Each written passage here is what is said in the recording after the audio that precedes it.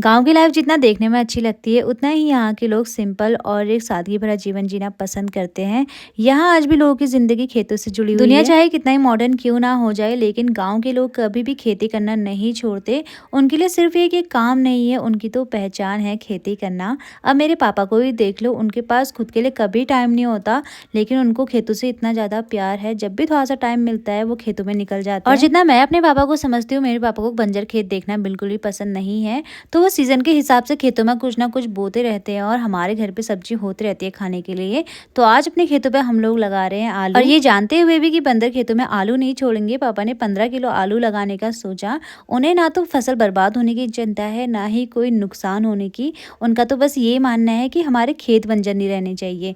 तभी तो आज तक उन्होंने कभी भी खेती करना नहीं छोड़ा। और जब भी मम्मी पापा को खेतों में इतना मेहनत करते हुए देखती हूँ, अनाज उगाते हुए देखती हूँ, तो उनके साथ कभी कभी मैं भी हाथ बटा देती हूँ।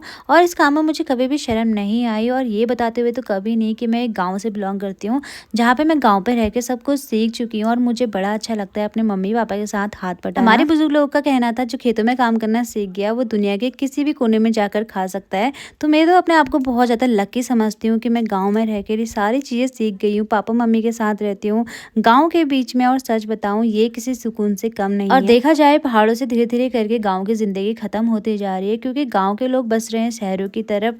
बड़े बड़े घर तो हैं उनके पास, लेकिन घरों पे रहने वाला कोई नहीं। और हम वो आखिरी जनरेशन है जहाँ पे हमें खेतों का अनाज मिल रहा है, हमें पता है कि खेतों का अनाज किसे कहते हैं। आने वाले समय में धीरे धीरे गाँव की जिंदगी खत्म होती जाएगी।